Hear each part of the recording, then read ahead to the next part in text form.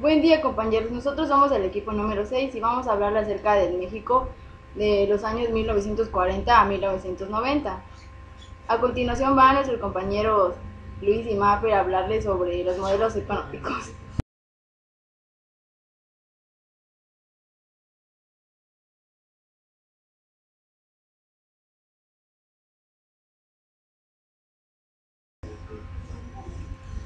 Modelos económicos en México de 1940 a 1990. Modelo de sustitución de importación. El proceso de industrialización de México ha sido orientado por las medidas de política económica adoptadas en su momento por el gobierno federal. Durante el gobierno del general Lázaro Cárdenas, el panorama empezó a cambiar para la economía de México, aunque la real transformación comenzó a partir de 1940, generándose un proceso que llevó al país de una economía predominantemente agrícola a una industrial, lanzándolo así a una nueva etapa.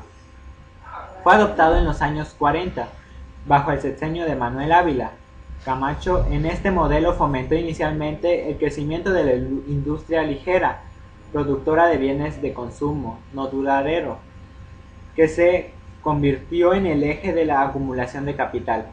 De esta forma se desarrolló una industrialización que los analistas de periodo denominaron autocentrada. El gobierno mexicano apoyó a sus súbditos y medidas proteccionistas en esa industrialización. La inversión pública dio prioridad al sector industrial, al cual destinó casi 30% del presupuesto público de este periodo marginado a la agricultura. En 1995 se promulgó la Ley para el Fomento de las Industrias Nuevas y Necesarias, cuyo ordenamiento permitió que se estableciera un importante número de empresas industriales, y fundamentalmente medianas y pequeñas, y que un gran número de talleres y artesanías se transformaran en pequeñas empresas. Modelo estabilizador. La política económica de Adolfo Ruiz Cortines estaba orientada a mantener un buen ritmo de crecimiento. Se decidió hacer intentos para lograr la estabilización de la economía nacional. En el sexenio de Adolfo López Mateos, la economía adquirió dos características. El objetivo más importante del sexenio de López Mateos era lograr el mayor desarrollo a partir de la estabilidad monetaria.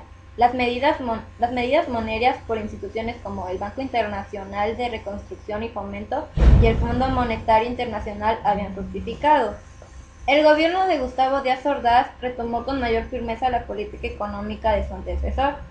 El desarrollo estabilizador se logra a costa de un continuo y permanente déficit gubernamental.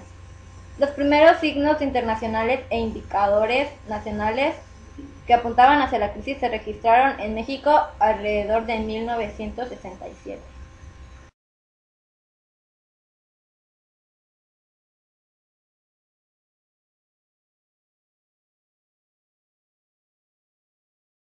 Uno de los acontecimientos más importantes que marcó la historia de nuestro país fue la matanza de Tlatelolco. Ocurrió el 2 de octubre de 1968 en la Plaza de las Tres Culturas, en el barrio de Tlatelolco, dentro de la Ciudad de México, pocos días antes de que las Olimpiadas fueran inauguradas. Este sangriento evento ocurrió cuando el ejército y paramilitares del Batallón Olimpia dispararon en contra de un grupo de manifestantes. La matanza ha permanecido en la impunidad. El acontecimiento fue cuando Luis Echeverría, quien ejerció la presidencia de 1970 a 1976, ocupaba el puesto de secretario de Gobernación bajo las órdenes del presidente Gustavo Díaz Ordaz, de 1964 a 1970. El 22 de julio de 1968, un partido de fútbol americano entre dos escuelas terminó en una riña. Policías disolvieron la turba y detuvieron a varios estudiantes dentro de las instalaciones escolares. En repudio a este acto policial, varias instituciones académicas entraban a un paro de labores. El ejército respondió entrando a sus campus. Resalta entre lo más notable de la fuerza empleada en aquel enfrentamiento que el ejército destruyó la puerta, labrada en el siglo XVII, de una escuela con una bazuca. En agosto de ese mismo año, una multitudinaria marcha se manifestó en contra de del presidente Gustavo Díaz Ordaz. El 18 de septiembre, el ejército invadió Ciudad Universitaria de la UNAM, de donde se retiró el 1 de octubre. La tarde del 2 de octubre, un día después de la salida del ejército del campus de la UNAM, miles de personas se reunieron en la Plaza de las Tres Culturas de Tlatelolco, mientras el ejército vigilaba, al igual que en todas las manifestaciones anteriores, que no hubiera disturbios y por temor a que fueran asaltada la torre de la Secretaría de Relación Exterior.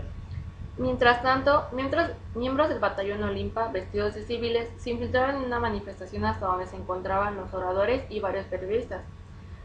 Sin motivo aparente, los miembros de este batallón dispararon en contra de los manifestantes.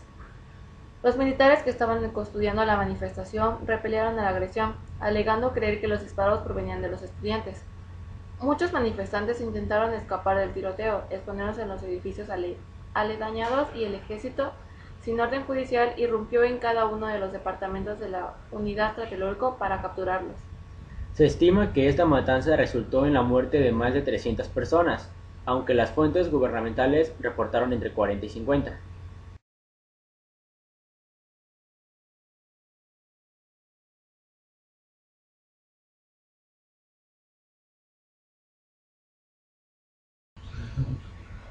Modelo económico, desarrollo compartido. En la década de los 70, el presidente Luis Echeverría implementó el último intento por revitalizar el Estado populista.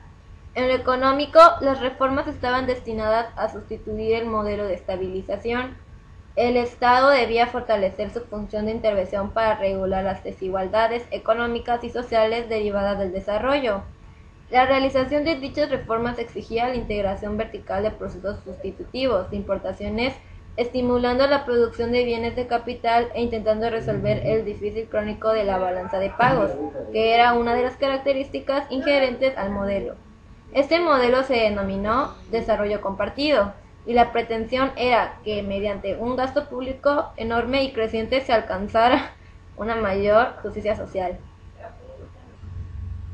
Entre 1971 y 1981, la economía mexicana creció a una tasa media anual de 6.7% en términos reales y 3.7% por habitante. El motor del crecimiento fue primero el fiscal elevado y después el auge petrolero. El sector agropecuario continuó perdiendo importancia en la producción nacional. La industria creció ligeramente y su participación ganó 2 puntos porcentuales. El sector primario perdió a través del secundario. El desarrollo estabilizador llegó a la década de los 70, imponentes, crecimiento alto y poca inflación. Para 1970, el gasto público comenzaba a crecer aceleradamente en comparación a los ingresos. Así, a pesar de las políticas proteccionistas y el tipo de cambio fijo, la demanda de importaciones aumentó gradualmente hasta ocupar 9.7% del PIB, mientras las exportaciones lo hacían en 7%. La balanza externa necesitaba un ajuste. En 1971 el país entraba en recesión, se resquebrajó el sistema monetario de Estados Unidos y era el momento adecuado para la libre flotación del peso. Lamentablemente se dejó pasar esa oportunidad por temores inflacionarios. El PIB dejaba aquellas tasas de crecimiento espectacular, la posibilidad de revueltas sociales por los problemas políticos y ahora por la situación económica estaba latente. Había que virar la política económica usada. El presupuesto político creció como nunca, con la esperanza de revitalizar la economía. El destino fue gasto de capital sobre todo, gasto corriente. Se observaron altas tasas de crecimiento con el gasto gubernamental del 21% en 1972 y en la cantidad de dinero de circulación. Estas reformas se aplicaron cuando la economía había recuperado ya el desempeño ascendente. De esta manera muchos indicadores no se vieron alterados. La inflación fue de 3% y el PIB aumentó 8%. Los programas que se adoptaron cubrían una enorme gama de actividades. Existía, por ejemplo, la Comisión Nacional de las Zonas Áridas. Estos proyectos fantásticos y, como se puede suponer, de completa inutilidad, constaban grandes cantidades al erario. Si se suman los recursos desperdiciados en comisiones, institutos, secretarías de estados empresas paraestatales y programas fallidos que emprendió la banca de desarrollo, se llega a la debacle financiera con la que se cerró el sexenio de Echeverría. La ingeniería social manejada por la burocracia es una forma sumamente ineficaz de atacar cualquier problema social, particularmente la pobreza. Las instancias que han fracasado son muchísimas y todas ellas han conllevado un elevado costo para la sociedad. En 1973 se pensó en reformar la estructura especial, era lo adecuado, pero la iniciativa privada se opuso tangentemente y no se concretó. Ese año las inversiones públicas crecieron más de 33% y el gasto lo hizo en 23%. La estrategia de expansión monetaria se repensó y aumentó el encaje legal. Se necesitarían entonces créditos externos. Los siguientes años el PIB creció cada vez menos en comparación con el año inmediato anterior. La balanza de pagos siguió deteriorándose, la inflación aumentaba. Las transformaciones referentes al sector externo serían muy poco diferentes a las anteriores. En 1971 fue creado el Banco de México, destinado a constituirse en el soporte de las industrias exportadoras. Ya desde los años 60 se habían tomado medidas económicas liberalizadoras tales como el Pacto Automotriz, que tenía un carácter regional, General Motors, Ford y Chrysler, y el Programa de Industrialización Fronteriza, que transformó a los estados más próximos a Estados Unidos en zonas de libre comercio destinadas a la exportación, representada preferentemente por las industrias. Ello era fortalecido por el rol central del Estado, la apertura económica de los estados fronterizos para el comercio y la inversión externa representó una ruptura y el inicio del fin de la adhesión de México a los principios del modelo de sustitución de importaciones.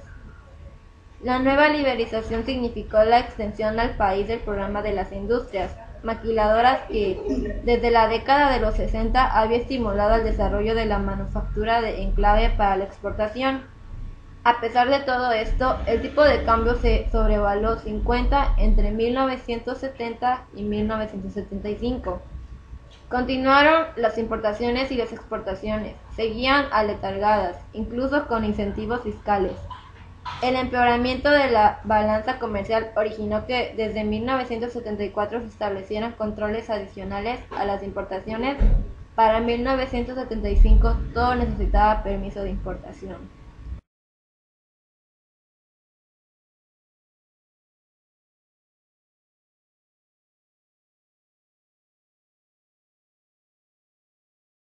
Ya hablamos acerca de una matanza a causa de un movimiento estudiantil que fue la de Tlatelolco. A continuación hablaremos sobre otra, pero a diferencia de la anterior fue ocurrida en Monterrey, que fue la matanza de Corpus Christi. El jueves de Corpus, llamada el Halconazo por la participación de un grupo de élite del ejército mexicano conocido como los Halcones, es el nombre que se le da a los hechos ocurridos en la Ciudad de México, el 10 de junio de 1971, que fue el día del Festival de Corpus Christi, de donde tiene origen el nombre coloquial de la matanza. Cuando una manifestación estudiantil en apoyo de los estudiantes de Monterrey fue violentamente reprimida por un grupo paramilitar al servicio del Estado llamado Los Halcones, el presidente Luis Echeverría Álvarez se desligó de los hechos, pero nunca aclaró la situación, que fue siempre negada oficialmente. De los hechos sangrientos, pero nadie se responsabilizó y mucho menos fue llevado ante la justicia. Desde sus primeros días de gobierno, el presidente Luis Echeverría Álvarez anunció reformas de apertura democrática en el país.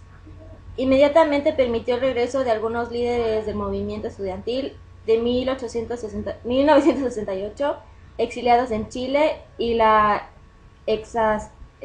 excarcelación de muchos otros presos desde hace dos años.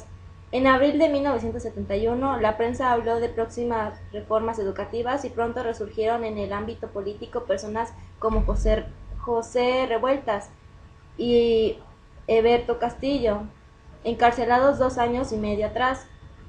Los estudiantes estaban entusiasmados y creyeron que habría oportunidad para regresar a las calles a manifestarse en contra del gobierno. El conflicto en la Universidad Autónoma de Nuevo León les dio una razón más para hacerlo. A finales de 1970, profesores y estudiantes de la universidad presentaron una ley orgánica que proponía un gobierno paritario, y en marzo de 1971 llegó Héctor Ulises a la rectoría bajo esta nueva ley. El gobierno estatal, en desacuerdo, redujo drásticamente el presupuesto, lo que disgustó a los universitarios y obligó al Consejo Universitario a aprobar un nuevo proyecto de la ley que prácticamente suprimía la autonomía de la institución. Los universitarios comenzaron una huelga y se pidió solidaridad a las demás universidades del país. La Universidad Nacional Autónoma de México y el Instituto Politécnico Nacional inmediatamente respondieron y los estudiantes convocaron a una manifestación masiva en apoyo a Nuevo León el día 10 de junio. Un grupo de choque entrenado por la Dirección Federal de Seguridad y conocido como los Halcones atacó brutalmente a los estudiantes, que intentaron inútilmente esconderse de los jóvenes armados. La policía no intervino porque no tenía órdenes de hacerlo y permaneció como espectadora permitiendo la masacre. El número de muertos fue sin duda superior a 30. El terrible saldo de la manifestación desanimó a muchos estudiantes, pero también propició que se realizaran otros más, quienes más tarde formarían parte de las organizaciones guerrilleras urbanas. Los estudiantes de 1971 demandaban especialmente la democracia de la enseñanza, el control del presupuesto universitario por los alumnos y profesores, y que éste representara un 12% del PIB, así como la libertad política donde obreros, campesinos, estudiantes e intelectuales gozaran de libertades democráticas reales.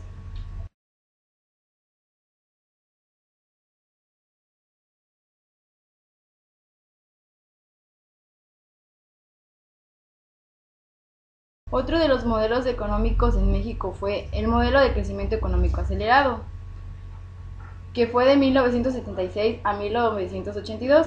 Con Echeverría, el Estado se había convertido en un auténtico seguro del fracaso de los negocios privados, ya que para evitar cierre de empresas les asumía el gobierno.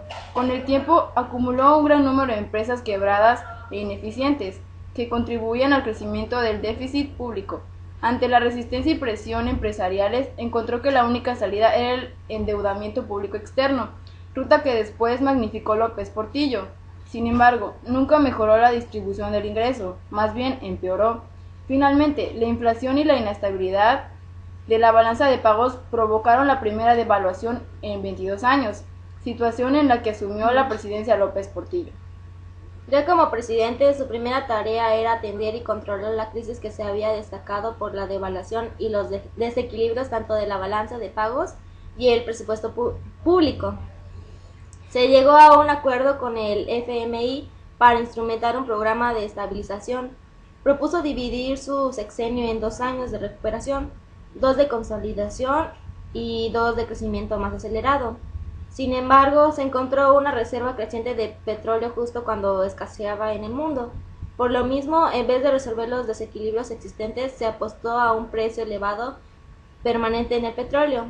El aumento exagerado del precio del petróleo llevó a una acumulación descomunal de dólares por parte de los países árabes que a su vez se depositaban en los bancos norteamericanos. Este exceso de liquidez los llevó a incrementar sus préstamos también en forma acelerada. Ante las promesas de abundancia en México, el gobierno cayó víctima de su sobreendeudamiento que en pocos lugares se había visto. López Portillo jugó con el bienestar mexicano un albur de que el precio del petróleo permaneciera por encima de los $40 por muchos años. El periodo de 1930 a 1970 fue denominado por los historiadores económicos como el milagro económico, una etapa de crecimiento económico acelerado estimulado por el modelo industrialización con la sustitución de importaciones, el ICI, el cual protegía y promovía el desarrollo de la industria nacional.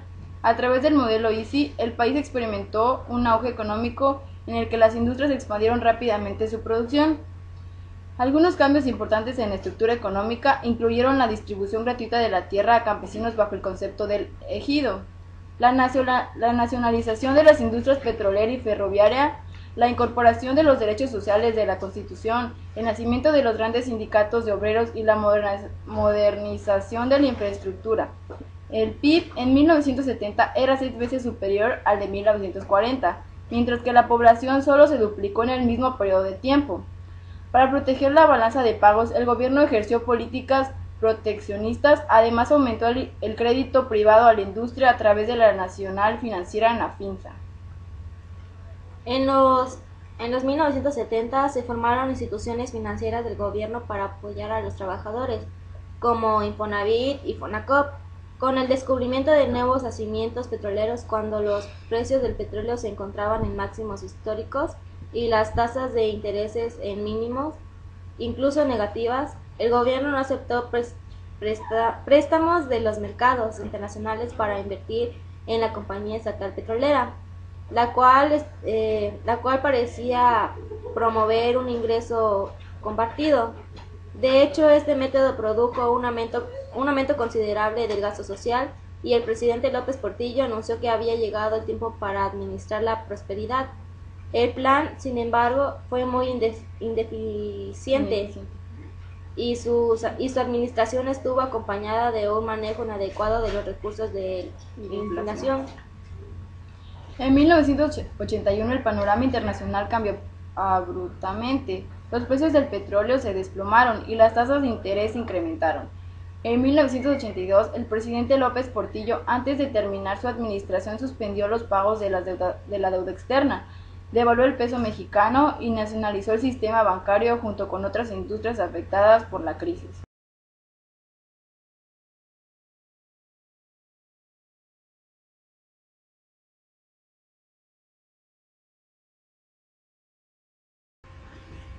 Ahora vamos a hablar sobre el modelo de neoliberalismo. El modelo económico neoliberal que está siendo llevado a cabo por la actual administración pública de este país tiene sus orígenes en la década de los 80. El punto de referencia para el cambio en la política económica lo marca la crisis de 1982, la cual puso de manifiesto los límites en la aplicación de políticas económicas de corte keynesiano, como políticas anticrisis. Durante la década de los 70, cuando los primeros síntomas de la crisis económica se sintieron en el país, el gobierno decidió la aplicación de políticas de demanda agregada, incrementando su participación en la economía a través del gasto público deficitario. Sin embargo, la función del déficit público de tratar de manejar los ritmos de la dinámica económica en un contexto de bajo crecimiento de la productividad y de la diversidad privada, junto a una estructura productiva insuficientemente integrada, terminó por agudizar los problemas de la economía manifiestos en inflación y déficit del sector externo crecientes. Aun cuando el auge petrolero sirvió como un paliativo para la economía, al ser de características coyunturales, no logró por sí solo sacar al país adelante, como lo habían llegado a pensar aquellos personajes que se preparaban para administrar la abundancia. De hecho, el término del boom petrolero y los cambios en el mercado mundial de capitales es el cual se había mantenido favorable durante el periodo con bajas tasas de intereses que facilitaron un fuerte endeudamiento externo por parte del Estado, significaron el fin de la abundancia y tras ello dejaron lo inminente. La crisis económica, cuya manifestación se presentó aún más agravada con los problemas de déficit externo y mayor deuda pública. Los límites de las políticas keynesianas se presentaban plenamente al no lograr incidir sobre la dinámica económica del país. Hasta cierto grado la habían empeorado. El momento del cambio era inminente. Ante la crisis de 1982, principalmente debido al fuerte endeudamiento externo y su incapacidad para hacerle frente, el país se vio obligado a pedir auxilio económico al exterior. La ayuda vino, sin embargo, esta tuvo contrapartida. Si bien la deuda pública pudo ser reestructurada, el país tuvo que firmar una serie de cartas de intención con el FMI, en las cuales el país se comprometía a seguir una serie de medidas económicas directivas por tal organismo como las más viables para recuperar el crecimiento económico. Como se sabe, dichas medidas son hoy en día la parte medular del modelo económico neoliberal que el Estado ha implementado desde la década pasada hasta nuestros días. El marco teórico bajo el cual se mueve el pensamiento neoliberal nos indica que es mediante la liberación del mercado, es decir, mediante la libre concurrencia de las fuerzas del mercado, como los problemas de la economía se pueden resolver a través de los mecanismos autorreguladores de la misma, logrando la maximización óptima en la utilización de los recursos de la misma, lo que en términos económicos se podría traducir en crecimiento sostenido de la integridad nacional y su correspondiente distribución. Para el caso mexicano, la política económica neoliberal implementada atribuye la crisis de los equilibrios en el presupuesto del sector público, en el sector externo, en el sistema financiero y en el mercado de bienes y factores productivos, por lo cual las expresiones se utilizan para referirse a la crisis. Son el déficit del sector público, déficit del exterior, inflación y desempleo. Luego entonces, los objetivos primordiales a los cuales debe enfocarse la política económica son la reducción de la inflación y el déficit comercial externo, para lo cual implementaron tres grupos de políticas económicas que pretenden resolver los problemas mencionados.